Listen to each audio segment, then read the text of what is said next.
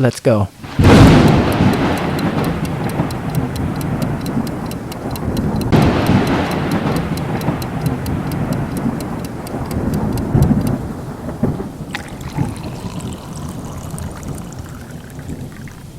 What? Oh my god. Surprise! Oh my god. What? Whoa! Oh my gosh!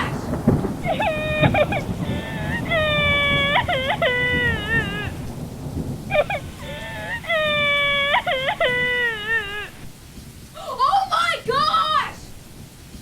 What?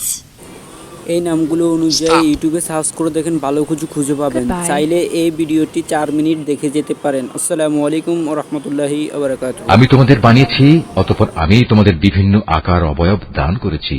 অতএব আমি ফেরেশতাদের বলেছি, সম্মানের নিদর্শন হিসেবে তোমরা আদমকে সাজদা করো।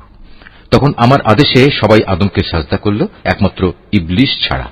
সে কিছুতেই সাজদাকারীদের মধ্যে শামিল হল না। আল্লাহ তাআলা বললেন, হে ইবলিস, আমি যখন নিজেই তোমাকে সাজদা করার আদেশ দিলাম, তখন কোন জিনিস তোমাকে সাজদা করা থেকে বিরত রাখল? ইবলিস বলল, আমি কেন তাকে সিজদা করব? আমি তো তার চেয়ে উত্তম, কারণ তুমি আমাকে বানিয়েছ আগুন থেকে আর তাকে বানিয়েছ মাটি থেকে। আল্লাহ তাআলা বললেন, তুমি এক্ষুনি এখান থেকে নেমে যাও। এখানে বসে অহংকার করবে, এটা তোমার পক্ষে কখনো সাজে না। যাও, এখান থেকে বেরিয়ে যাও, কেননা তুমি অপমানিতদেরই একজন। সে বলল, হে আল্লাহ, তুমি আমাকে সেদিন পর্যন্ত শয়তানি করার অবকাশ দাও, যেদিন এই আদম সন্তানদের পুনরায় কবর থেকে ওঠানো হবে।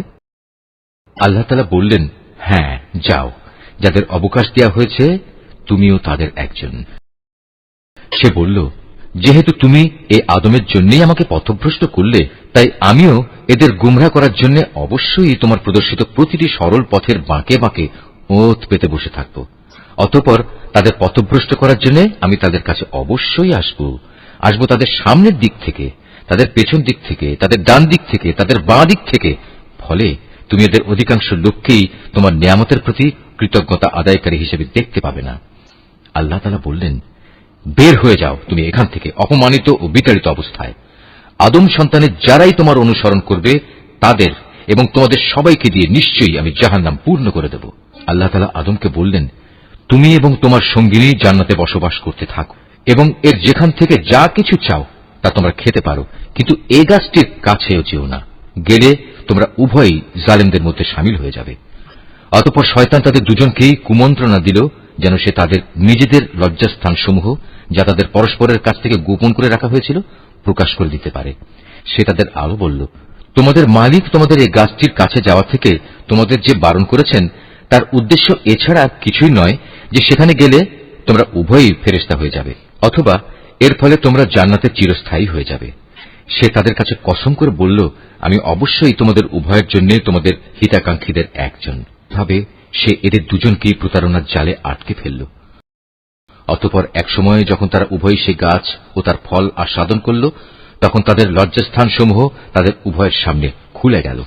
সাথে সাথে তারা জান্নাতের বিভিন্ন লতাপাতা নিজেদের উপর জড়িয়ে নিজেদের গোপন স্থানসমূহ ঢাকতে শুরু করল। তাদের মালিক তখন তাদের ডাক দিয়ে বললেন, আমি কি তোমাদের উভয়কে এই গাছটির কাছে যাওয়া থেকে নিষেধ করিনি, এবং আমি কি তোমাদের একথা বলে দেইনি যে শয়তান হচ্ছে তোমাদের উভয়ের প্রকাশ্য দুশমন? নিজেদের ভুল বুঝতে পেরে তারা দুজনেই বলে উঠল, হে আমাদের মালিক, আমরা আমাদের নিজেদের উপর জুলুম করেছি। তুমি যদি আমাদের মাফ না করো, তাহলে অবশ্যই আমরা চরম ক্ষতিগ্রস্তদের দলে শামিল হয়ে যাব। তারা বললেন, এবার তোমরা সবাই এখান থেকে নেমে যাও।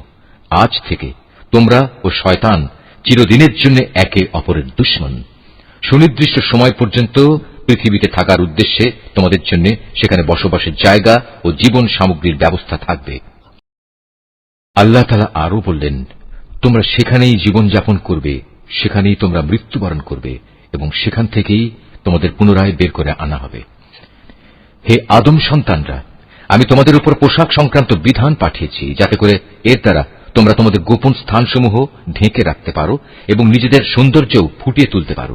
তবে আসল পোশাক হচ্ছে কিন্তু তাকওয়ার, আল্লাহর ভয় জাগ্রতকারী পোশাক, আর এটা হচ্ছে উত্তম পোশাক এবং এটা আল্লাহর নিদর্শনসমূহেরও একটি অংশ। এর উদ্দেশ্য হচ্ছে যাতে করে মানুষরা এর থেকে শিক্ষা গ্রহণ করতে পারে। হে আদমের সন্তানরা, শয়তান যেভাবে তোমাদের পিতামাতাকে জান্নাত থেকে বের করে দিয়েছে, তেমনি করে তোমাদের